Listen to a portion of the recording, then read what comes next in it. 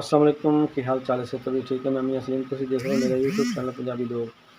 Weaver मेरी दुआ है अल्लाह ताला तुहानू अपने हिफ्ज़ तो मान रखे और आने वाली मुसीबत परेशानियों तो दूर रखे।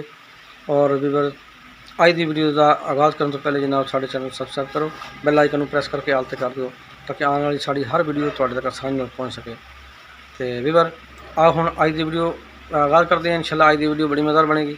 तो अज दिन ना असी एक दोस्त ने अपना साढ़ा मियाँ सैफरमान मेरा भांजा उसका क्लास फैलो वो अबू भी आए थे। तो उन्होंने कहा जी असी मस्जिद वास्ते कूलर लैके देना। असी कहा चलो जी अल्लाह ताला तुहाडा कबूल करे।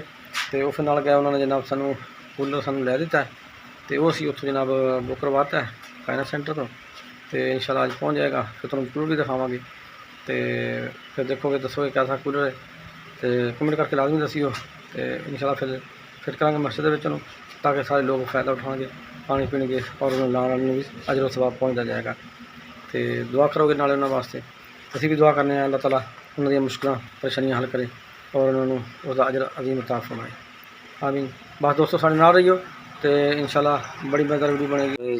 जो कूलर आया तुम दिखाने जी फिट हो रहा है जी, फिट किया जा रहा कूलर। तो नवा कूलर आया जी, इन हूँ ना अभी फिट कर रहे हैं। तो एक फिल्टर फिट हो गया उत्ते, तो इंशाल्लाह चलेगा अज। तो जो फिल्टर फिट हो गया जी, बस है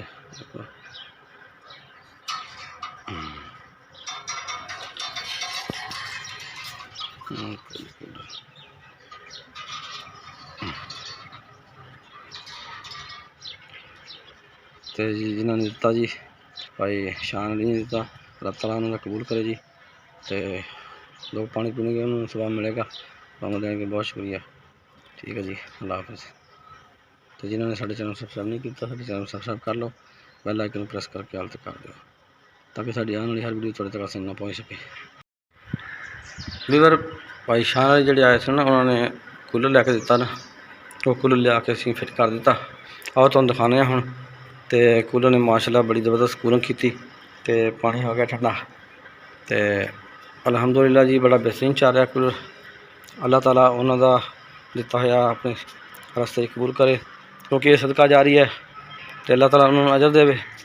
तो यह देखो जी तुहानू दिखाना हूँ कूलर, देखो सामने कूलर पिया और इस टाइम कूलर चल रहा और पानी भी इस टाइम ठंडा, फिल्टर भी नाल लगा होया। तो ये जनाब इहदा तुहानू दिखाना पानी भी ठंडा माशाल्लाह, पानी यक ठंडा हो गया। आ देखो जी, तो बिल्कुल जनाब माशाल्लाह यक ठंडा पानी है जी। तो हालांकि थोड़ी देर चलाया वा, तो बड़ा ज़बरदस्त पानी है। तो माशाल्लाह तो यह देखो जी कूलर इस टाइम चल रहा, तुम महसूस करोगे ये आवाज़ भी आ रही है और ये लाइटा भी चल रही हैं। करो जरा लाइट नजर आएगी तो चलती। तो व्यूअर अस जनाब भाई शान अली सोना का भी शुक्रिया अदा करते हैं, तो अल्लाह ताला का शुक्र अदा भी करते हैं। तो अल्लाह ताला ने सानू जनाब अपनी मस्जिद के बड़ा बेहतरीन कूलर देता, पानी ठंडा पीने के लोग। तो दुआ करने तो अल्लाह ताला उन्होंने कबूल करे जी।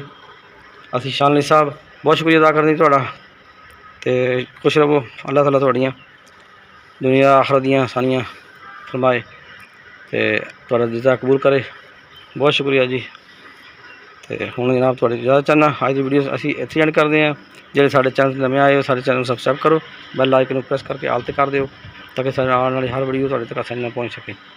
बहुत शुक्रिया, वीडियो का एंड करते हैं जी। अल्लाह हाफिज़।